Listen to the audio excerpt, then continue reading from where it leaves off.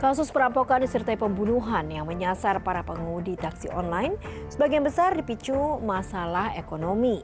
Ya, para pelaku menganggap merampok harta benda dan membunuh korban menjadi jalan pintas mendapatkan sejumlah uang.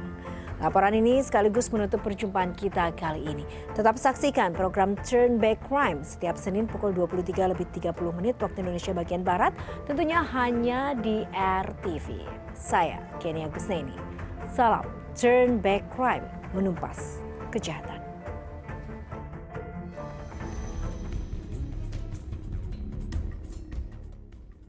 Nasib naas yang menimpa Ramadhani Tarigan, seorang pengemudi taksi online yang tewas dibunuh dua penumpangnya di Deli Serdang, Sumatera Utara, bukan menjadi satu-satunya tragedi dalam dunia angkutan online.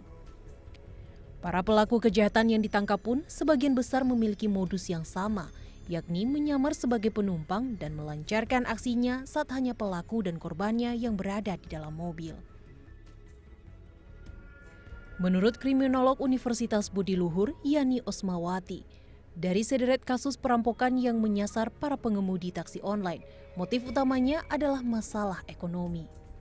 Pelaku beranggapan perampokan dengan merampas kendaraan menjadi jalan pintas untuk mendapatkan harta benda yang dengan mudah dijadikan uang. Dari yang info yang saya dapatkan, karena dia ingin pergi ke Batam dan ingin mungkin mendapatkan penghidupan yang lebih layak. Nah, itu salah satu kita bisa bilang sebagai motif ekonomi yang menyebabkan pelaku melakukan kejahatan. Nah, dia memilih kejahatan karena mungkin dia merasa bahwa kejahatan ini cara-cara yang kejahatan ini lebih memudahkan bagi dia dibandingkan dengan cara-cara yang legal yang bagi dia mungkin lebih sulit atau waktunya lebih lama atau memang dia punya ketidakmampuan untuk mencapainya kayak gitu. Akhirnya dia merasa bahwa dengan melakukan kejahatan itu adalah hal yang lebih menguntungkan kayak gitu. Jadi faktor rasional yang menyebabkan dia melakukan kejahatan kayak gitu. Kalau misalnya dari itu berarti dari dia membeli alat-alatnya berarti memang sudah direncanakan kan, memang dengan dia mempersiapkan proses pencurian ini seperti kayak memang sudah disiapkan. Untuk itu, Yani Osmawati menyarankan pihak perusahaan aplikasi angkutan online agar lebih giat memberikan edukasi kepada mitranya terkait apa yang harus dilakukan jika menghadapi bahaya. Sebenarnya kayak yang namanya potensi kejahatan, baik di rumah ataupun di perjalanan itu pasti ada. Dan waktunya pun kayak mungkin makanya kita harus bisa menganalisis kira-kira kejahatan yang memungkinkan untuk menyebabkan kita jadi korban tuh apa aja sih.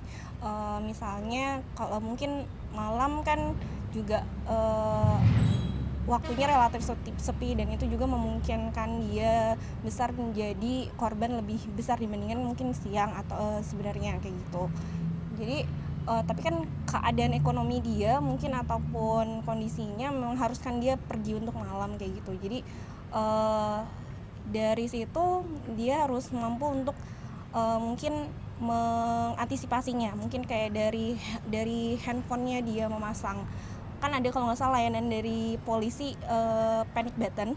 Nah dari situ dia udah menyiapkan itu bagaimana kalau misalnya ternyata dia jadi korban, jadi gampang mengakses handphonenya untuk menekan tombol panic button. Atau misalnya dari dia menyediakan alat-alat perlawanan atau misalnya pepper spray ataupun kayak yang alat yang strum itu, atau mungkin benda keras yang bisa membantu dia untuk melindungi dirinya gitu. Berprofesi sebagai pengemudi taksi online jelas memiliki resiko yang tinggi sebagai sasaran kejahatan. Dengan begitu, sudah seharusnya pihak perusahaan aplikasi angkutan online mengembangkan sistem aplikasi berupa panic button yang digagas kepolisian untuk bisa melindungi para mitranya agar terhindar dari aksi kejahatan. Namun, hal itu tentu saja belum cukup. Para pengemudi taksi online juga harus siap membekali dirinya dengan alat pelindung lainnya yang bisa digunakan untuk melakukan perlawanan saat berada di bawah ancaman pelaku kejahatan.